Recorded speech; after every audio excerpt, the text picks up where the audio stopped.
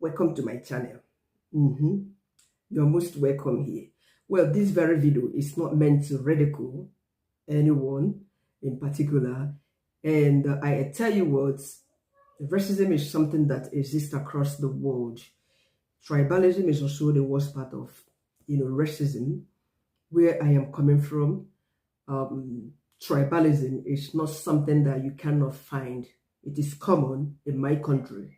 I've experienced tribalism in several occasions, especially during the time I was job hunting in my country, Nigeria. So I am not here to ridicule anyone, but since I share ideas on how you can settle and be happy in the UK, it is also imperative that I let my people know, let them be prepared ahead of time, against the kind of annoying questions, unfriendly questions where they run belly, that they might be getting from the people of this country. So be ready for it and open your eyes, open your ears, and it's better when you are being psyched. When someone is psyching you, trying to twist your head to get out of some kind of responses, understand it. It's better to understand whether the person is asking you questions to know something about your country, or the person is indirectly trying to make a catch up of you. Unfortunately, these people do not know that English get levels. As I'm talking this thing now, I wonder if they understand my own English.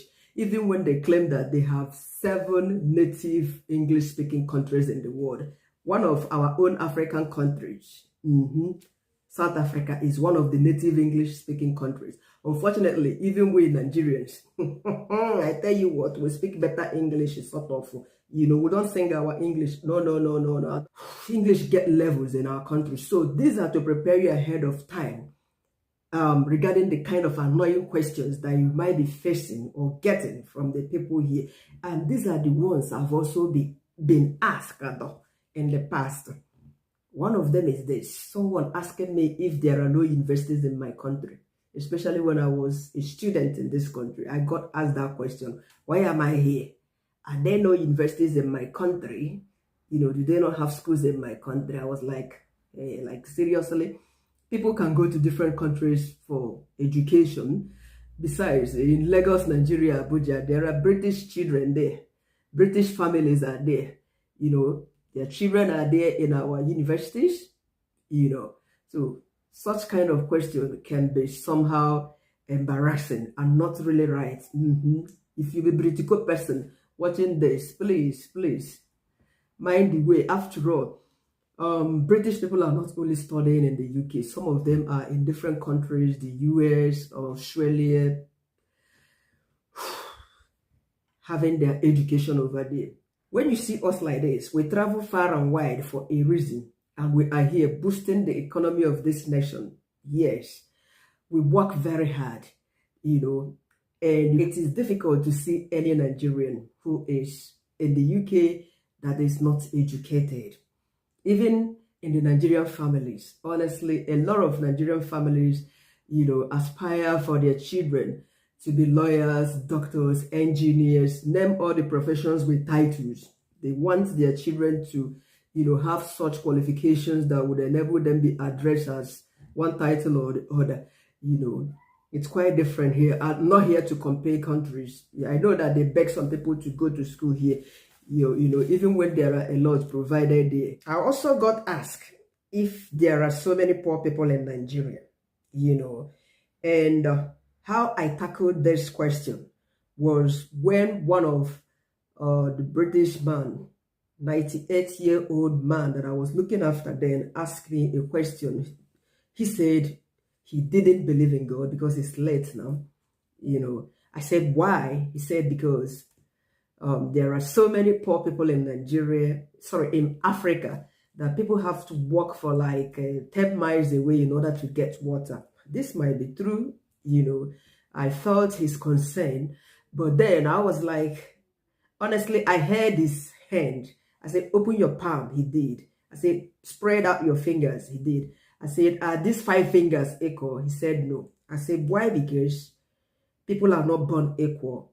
And I told him, as I was on my way coming to work in your house, I met homeless people, beggars at the train station in Bolton, Manchester, here in England. I'm not talking about Africa. So there are also poor people in this country. Not everybody is comfortable.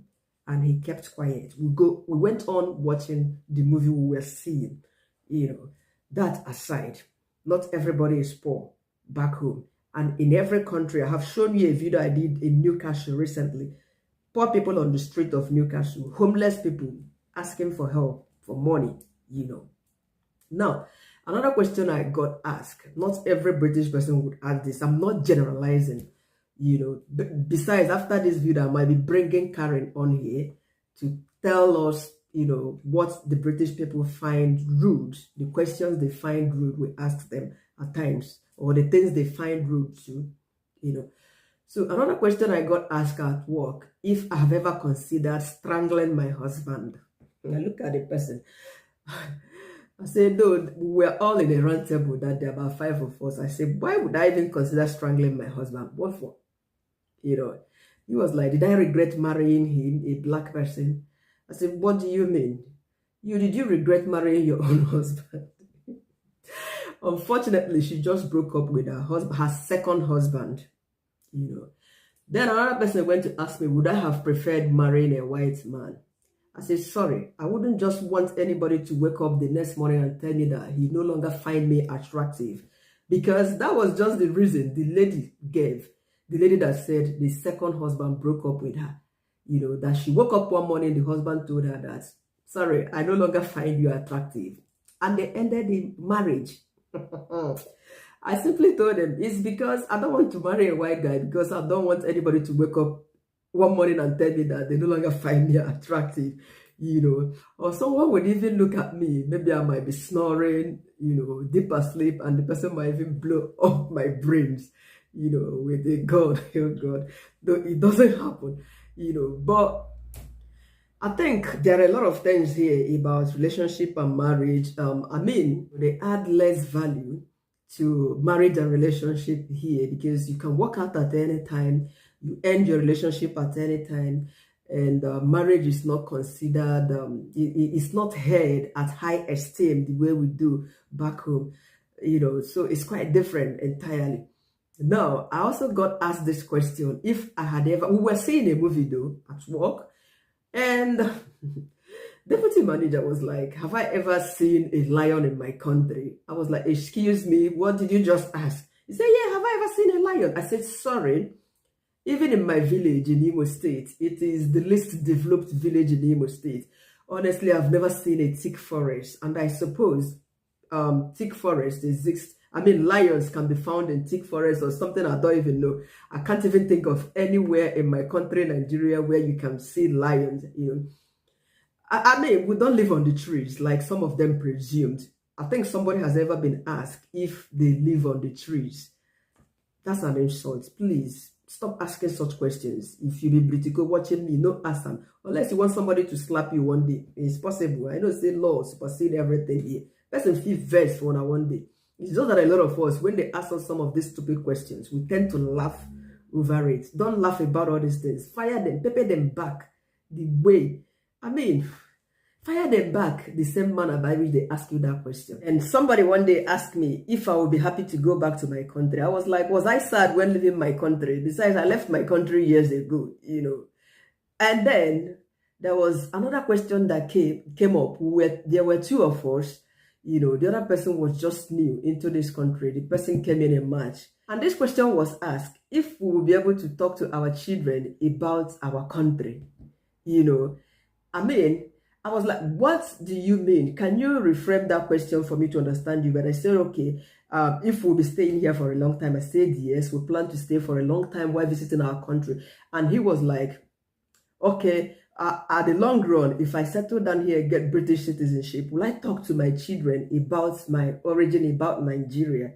You know what I did? I got my phone. I opened my phone. I showed them the photo of my son's birthday, where he was wearing our traditional native outfit, the Isiago of the Igbo culture. I said, look at this. I wore my boy this so that someday when he grows up, he will ask me, Mom, I don't see people wearing this here. How come I'm wearing this? What does it signify? You know, he will ask questions. I said, I even communicate. He understands my language. When I say mecheuzo, mepeuzo, my boy knows. When I pray at times, I start with Igbo. He knows. Nafanna. He knows how to say all that. When he wants to bless his food, he does that in my... So why wouldn't he ask? Then they faced the other person, the other young man that was just new. The guy was like, Tofiakwa, never going back to that country called Nigeria. I am happy that I've left. Never. Hey, if you are new here and they ask you this kind of question, you respond like this. You sold yourself penny without money. You sold yourself for free without collecting any shishing at all. It is not nice. You are telling them that your country is absolutely useless. Is your country useless? Don't you have families in Nigeria? The work you have come here to do, is it not for you to work and cater for people back home and establish something back home? Is it not true? So why would you outrightly condemn your country? And where is the perfect word? My deputy manager was telling me in one of the occasions that the politicians here are corrupt. Are politicians in your country not corrupt? What is the difference? Is this corruption versus corruption that is worrying the nation? So why would you outrightly condemn your country because of the corruption going on there? It's not nice. So open your eyes and know what to respond when they ask you all these questions. And one bitter truth is this: Nigeria is the sweetest country I've ever known. To be frank, if you are a Nigerian and you are currently living abroad or you have lived abroad, just tell me in the comment section, is Nigeria not a happy place to be? You know, there is life. I mean, activities that are booming. Celebrations, one base and all them stuff. Can you have that here? It's only workaholic. You don't even get to enjoy it.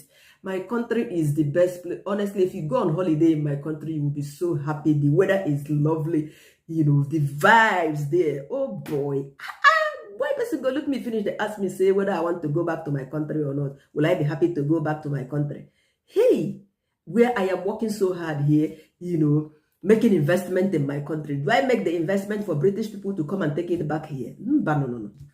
Now, another question someone asked me was, I don't know how to use microwave in this 2022, where I have lived in England. I studied for 3 years in this very country, and I came back. I've also lived in Obodo Yibo. Oh, la, la, la, la. And somebody opened her mouth to say, don't tell me you don't know how to use a microwave, because I asked her a question.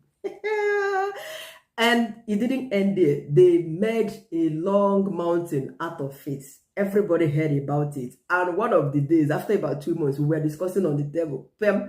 Another person came up to say, British people, that's a British person talking, they don't realize how lucky they are to have been born into this very country, to be British.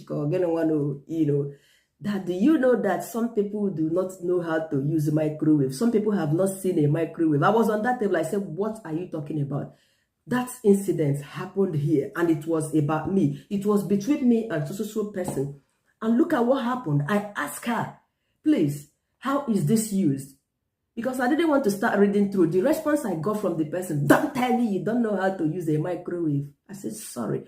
If you come to my house now, if you want to use my own microwave, to be honest, you will read and read and read. You might stay there 10 minutes reading to know where to start and how to press. Because my microwave has all the functions, grilling functions, cooking and whatever, baking. You know, I only asked that question just to save time, but they tabled it, they spread that question among all themselves. All of them carry on for head, but that Chinyere doesn't know how to use a microwave. I even told them, see, I have been in this is not my first time in this country. So if you say I do not know how to use a microwave, that means a microwave does not even exist in this country. The 3 years I have lived here, that is what you are trying to say. Some annoying and uncalled, and questions that are uncalled for. Open your eyes. Don't let nobody put you down. And know how to respond to. And don't laugh over some silly kind of questions. To be honest, they know how to ask silly questions indirectly. And they will psych you to make you fall for it. And then all of them will gather together and laugh and talk over it. It's crazy, you know. And the worst experience I had was me bringing my fish to work. My fish and rice, or what did I even bring? No biocha. I opened my food. Everybody was running away. Hey, yeah. They were sniffing like, gee, what are you eating? What are you eating? What in the world? I said fish. And I mentioned the other food that I brought. They were like, oh my gosh. Oh, you're eating a whole fish? Won't you have an accident?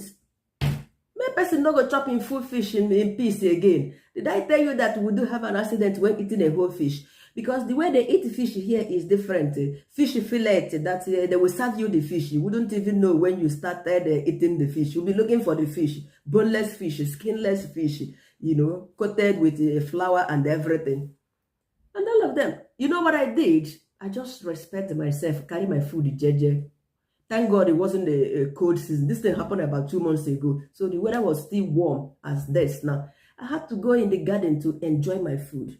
You bring your food, everybody wants to know what you are eating. I beg. Britiko, you could know they do this thing. It is not right. It is not right. It's annoying. We're not going to chop on a fish and fingers, chicken and chips, and the chicken and winches. Do we complain? We don't complain. We, the foreigners, we accept and adapt easily to your eating habits, cultural habits, your sopre. You speak through the nose, we understand all this. The one we don't understand, we go ask and say, can you say that again? But if we ask when it becomes a problem, this is not nice. I beg. This is not nice. It's not good. Every nation have their favorite dishes. Another thing I faced was somebody going to write on board that this week's country is Africa. Africa a country. Is Africa a country, my people? Hey, 54 countries in Africa. Do you know what I did? I just stood up. I used duster. I used chalk again. Africa is not a country. Africa is a continent with 54 countries and varied ethnicity. Then just they look me like this. Gee, what did you write? I say, yes, Africa is not a country. They say, oh, educate us more. I said, you should know better. A lot of them don't travel. They only travel around here, So please, not gonna stop this thing. It's not good. Bye-bye for now. Next time, I will definitely bring a British person on my channel. Remember, this is not to ridicule anybody. This is not to insult, but to tell and say some things one of the ask us, the wrong belly. Make know the ask. Put yourself in our own shoes. If you are we, assuming you were we, how would you feel if somebody begin to ask on this kind of annoying, annoying questions? I beg. Very soon, I'm going to bring Karen here to tell us things that British people consider rude. And this week, we are going on vlogs. Bye for now. I beg. See you in my next upload.